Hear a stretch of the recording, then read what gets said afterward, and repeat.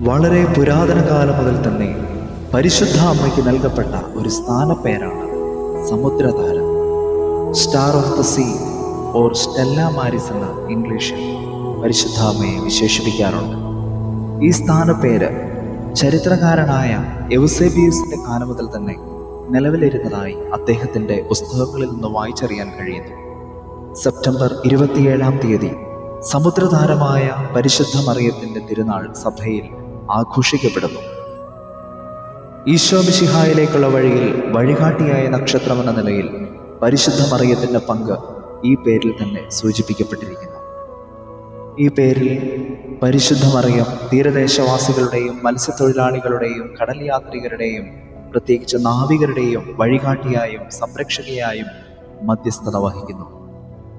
കടലിൽ സഞ്ചരിക്കാൻ നാവികർ വടക്കൻ നക്ഷത്രത്തിലേക്ക് നോക്കിയതുപോലെ അപകടത്തിൻ്റെയും സംശയത്തിൻ്റെയും സമയങ്ങളിൽ ആളുകൾ മാർഗനിർദ്ദേശത്തിനും മധ്യസ്ഥതയ്ക്കുമായി മറിയത്തിലേക്ക് തിരിയുന്നു. തൻ്റെ പുത്രനായ യേശുക്രിസ്തുവിലേക്ക് നയിക്കുന്ന ശക്തവും ആത്മീയവുമായ ഒരു വിളക്കുപാടമാണ് പരിശുദ്ധ മറിയം. അവൾ എല്ലാവരെയും സ്വർഗമാകുന്ന നിത്യ തുറമുഖത്തേക്ക് എത്തിക്കുന്നു.